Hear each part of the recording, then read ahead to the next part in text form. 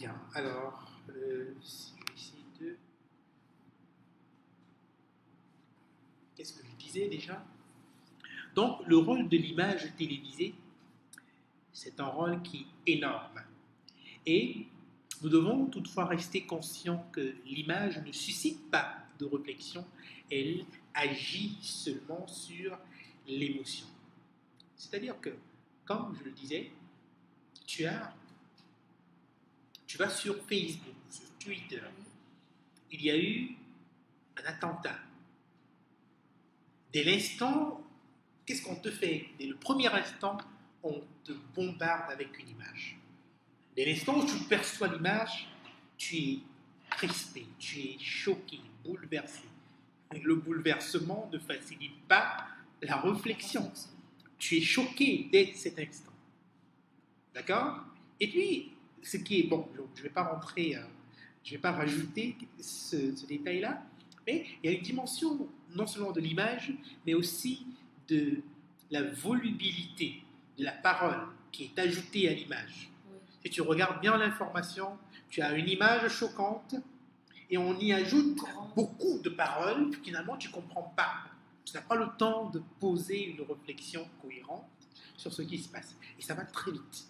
C'est volubile. Tu te rappelles du mot volubile? Oui, bien sûr. D'accord. Donc, il est impossible de freiner des phénomènes négatifs. L'exploitation des émotions, par exemple. Un journaliste entre, et là, on a un exemple très précis, d'accord, de l'exploitation de l'émotion du téléspectateur. On a un journaliste qui entre dans un appartement d'une mère dont le fils vient de mourir. Et il lui demande comment elle se sent. La suite, tu vas voir, tel l'œil d'une hyène, l'objectif de la caméra guette les larmes, les gestes de désespoir. Il n'a pas de scrupule, cet œil-là. La caméra n'a pas de sentiment. La caméra ne fait que enregistrer de façon objective et de façon très froide ce qui se passe. Elle n'a pas de sentiment. Elle ne va pas s'arrêter de filmer. Donc, pendant que le journaliste est en train de réaliser l'interview avec la dame, la caméra, elle est là, un peu comme ce que vous allez faire demain. La caméra, elle ne fait que enregistrer. Et elle n'a pas de scrupules, elle n'a pas de frein éthique, elle n'a pas de morale, c'est une machine en fait. Et il n'y a aucun moyen d'échapper à cela, d'échapper à la caméra, car le mécanisme de la concurrence est un mécanisme de marché. Or, le mécanisme de marché est la base de la démocratie. Bon, on va s'arrêter là et on va essayer de comprendre ce qui se passe. Donc, on a une maman, d'accord? J'arrive. On a une maman qui a perdu son fils. Le journaliste y va. Un peu comme Tugs. D'accord? Il y va. En réalité, il ne va pas parce qu'il a forcément pitié de la maman. Il va pour essayer d'avoir l'exclusivité de l'information. Il essaye d'obtenir une information à chaud, une information vive, le live. Il veut obtenir quelque chose. Et il sera encore plus intéressant de filmer cette femme en train de pleurer. Pourquoi? Parce que les larmes de cette femme vont susciter l'émotion chez le spectateur. Tu comprends comment ça marche? Il n'est pas venu pour réaliser une interview, il est venu pour chercher tes larmes parce qu'il va les exploiter pour pouvoir avoir le maximum. Il n'y a pas de, on le dit très bien, il n'y a pas de frein éthique. Tu comprends? Ça, c'est le regard du journaliste lui-même. C'est lui qui dit il n'y a pas de frein éthique. Pourquoi? Parce qu'on est dans un mécanisme, le mécanisme de la concurrence. Si ce journaliste ne fait pas ce travail, s'il ne ramène pas des informations vraiment émotionnelles, eh bien, il risque de se retrouver face à la concurrence du marché. Parce qu'il y aura un autre journaliste qu'on va prendre et qu'on va le remplacer. Donc, il est quelque part obligé de faire ce travail. Même comme ce n'est pas quelque chose de déontologique, quelque chose d'éthique, il est obligé de faire le travail. Alors, C'est ce que je veux bien, bien. Nous n'avons pas de système meilleur que le marché, la démocratie, la concurrence. Un système qui veut que si quelqu'un, un journaliste en l'occurrence, refoule un comportement, il libère une place qui sera aussitôt occupée par un autre. C'est ce que je viens de dire. C'est-à-dire, c'est-à-dire que le journaliste qui va faire le travail, s'il ne le fait pas, son boss, eh bien, il va lui dire, mais tu ne me ramènes rien. J'ai besoin de l'émotion, j'ai besoin des larmes, j'ai besoin du sang, j'ai besoin des cadavres même. Oui, tu te rappelles de l'image. Eh bien, le cadavre le plus émouvant est, tu vois, c'est ça qu'on recherche. On est dans une sorte de cérémonie où on attribue des Oscars, des médailles, des trophées au journaliste qui ramènera le plus de cadavres. Parce qu'on joue sur l'image du cadavre. On exploite la peur, on exploite la terreur, on exploite les émotions. Parce que c'est ce que les lecteurs Exact, c'est ce que le lecteur veut voir. Regarde, un peu comme ce qui se passe, on va essayer de poser une réflexion plus profonde. Ce qui se passe par exemple en France. Tu vois, il y a l'homme politique et les médias. C'est deux pouvoirs. Alors, les deux se mettent ensemble en fait contre le peuple. Et même le pouvoir économique en quelque sorte. Donc qu'est-ce qui va se passer? Ils vont se dire, on va utiliser une image pour forcer le peuple à avoir un certain comportement. Et c'est comme cela que, à travers les médias, on va manipuler la psychologie du peuple pour leur faire croire que les Arabes sont des terroristes. Ah oui, c'est un jeu en fait. Les Arabes n'ont rien de terroriste. Même quand un Arabe va faire exploser quelque chose, c'est simplement parce qu'il se défend en fait. C'est pas tous les Arabes. C'est pas tous les Arabes. Mais à travers les médias, qu'est-ce qu'on va faire? On va prendre un élément, on va gonfler l'élément. On va faire en sorte que ce soit vraiment extraordinaire et on va appliquer ça à tout le monde, on va généraliser. Comment on fait ça? Eh bien, on le fait à travers la télé. Comme nous l'avons dit tout à l'heure, derrière la télé, il y a des psychologues qui ont le pouvoir de manipuler les consciences, de manipuler les psychologies des gens. Donc du coup, dès que tu sors, tu es arabe, tu es un potentiel terroriste. Parce qu'on a dit à la télé, tu vas voir ce qu'on va dire tout à l'heure. On peut condamner ce système, le limiter, le critiquer, mais on ne peut pas le supprimer. Les médias ont atteint un niveau aujourd'hui où ils sont omnipotents. C'est le plus puissant et le plus dangereux. Alors, on va terminer avec cette conclusion qui me semble très très intéressante, où il dit, combien de fois voyons-nous des gens confondre le concept de voir et celui de comprendre? Ça renvoie à ce qu'il disait tout à l'heure, l'image, l'émotion. Tu as vu une image, tu es ému, tu te dis que tu as compris. Non, tu n'as rien compris, tu es juste ému. Tu n'as pas compris en fait. Et à la télé, qu'est-ce qu'on a? On a des images. On n'a pas forcément une analyse vraiment profonde. On n'a même pas le temps pour ça et il le dit. Donc, une personne voit et il se dit qu'il a compris alors qu'il est juste ému.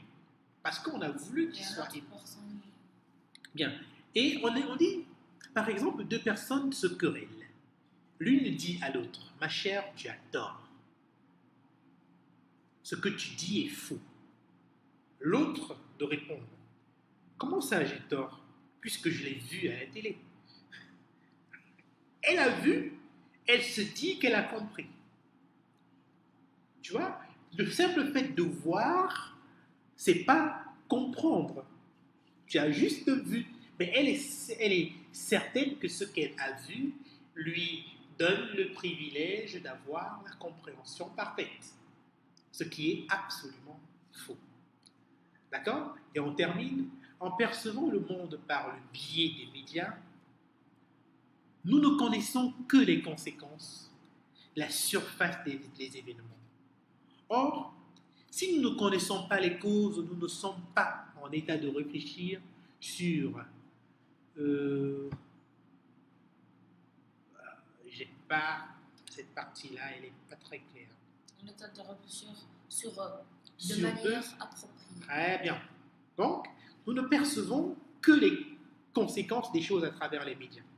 On te dit qu'il y a un attentat en Syrie, mais on ne te dit pas quelle est la cause de cet attentat. On ne te dit pas d'où vient la bombe qui a explosé.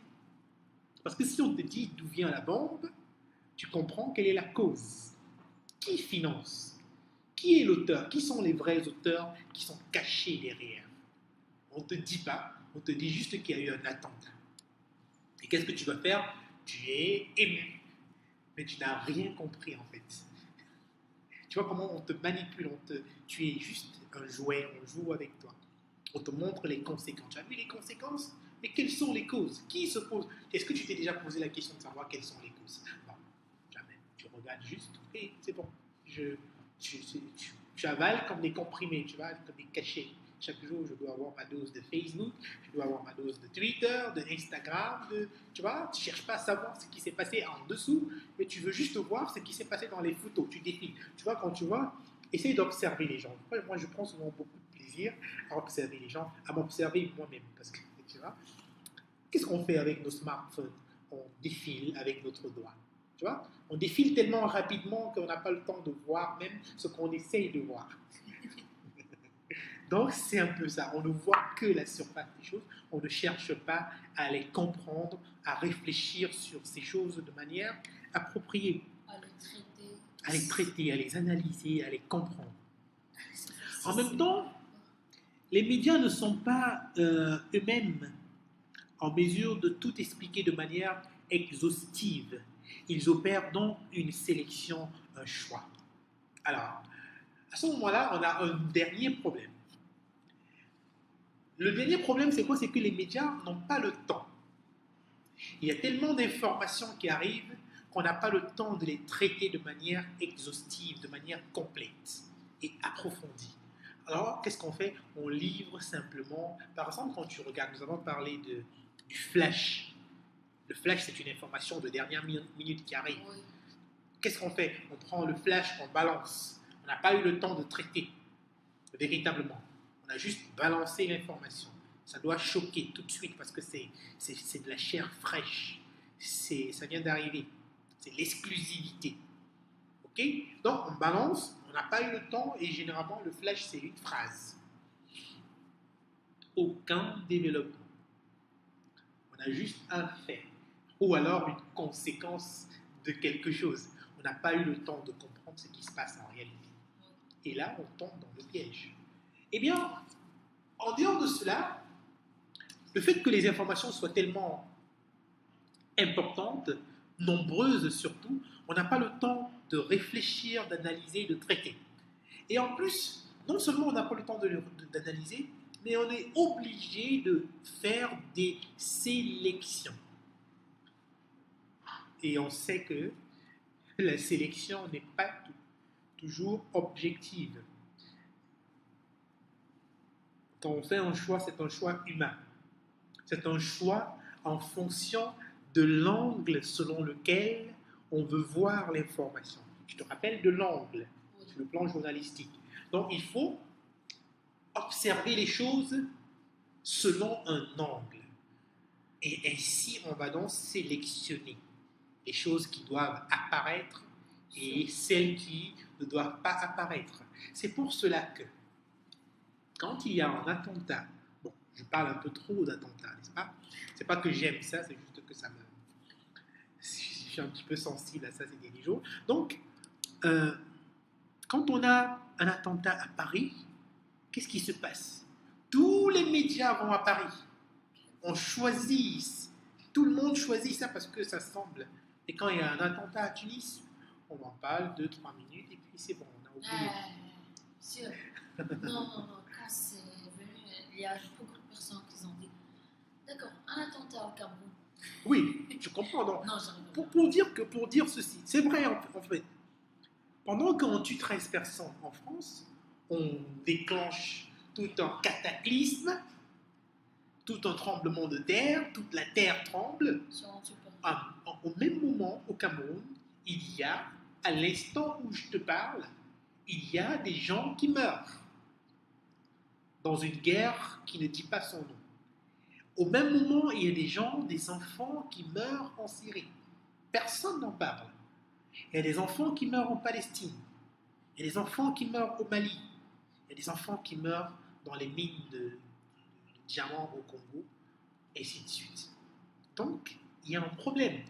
Le problème est celui de la sélection de l'information. L'information que l'on nous donne n'est pas complète. Elle ne couvre pas toute l'actualité mondiale. Elle est faite selon une sélection. Et cette sélection est malsaine. Cette sélection n'est pas honnête. Parce qu'elle ne nous dit pas toute la vérité. Elle nous dit ce que les gens veulent qu'on sache. Tu comprends un petit peu? Donc ça pose un problème. Donc le principe guidant la transmission de l'information est le résumé.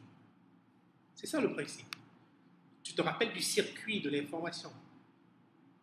Le fait, l'alerte, la vérification, la rédaction. Lorsque le journaliste va aller sur le terrain, pendant sa vérification, il y a un certain nombre de choses qu'il va recueillir et il va faire une synthèse. C'est ça le principe de la conception de l'information, c'est le résumé. Il faut toujours résumer. Et en résumant, on fait des choix, des sélections. Et parfois, la sélection peut ne pas être objective. Elle peut être un petit peu subjective et parfois pas toujours fiable, pas toujours conforme à ce qui est censé être dans la réalité. D'accord? Bien. On a terminé. Explication. Terminé la séance, d'accord. Est-ce que tu as compris l'explication, l'impact des médias? Quand même un petit peu. Oui. Dans les médias, aujourd'hui, pour parler de leur impact, de leur importance, les médias occupent une place centrale au sein de notre société. On ne peut plus se passer d'elle. On est devenu accro à ça. Quand on ne lit pas, voilà, elles nous entourent, ces choses-là. Quand ce n'est pas la presse, c'est la radio. Quand ce n'est pas la radio, c'est la télé. Quand ce n'est pas la télé, ce sont les réseaux sociaux. Même il y a des fois, quand on réunit toute la famille, on ouvre la télé, toutes les personnes parlent ensemble, mais la télé est ouverte. Exactement. Et parfois même, c'est souvent triste, on est assis et à la télé, mais personne ne regarde la télé et personne ne parle à l'autre en fait. Chacun est sur son smartphone. Tu vois comment l'image peut être un petit peu à la limite ridicule. Qu'est-ce qu'on fait finalement? On ne vit plus. On rêve sa vie, comme je le disais tout à l'heure. On est dans un rêve, on est dans la fabulation médiatique. Ok? Bien.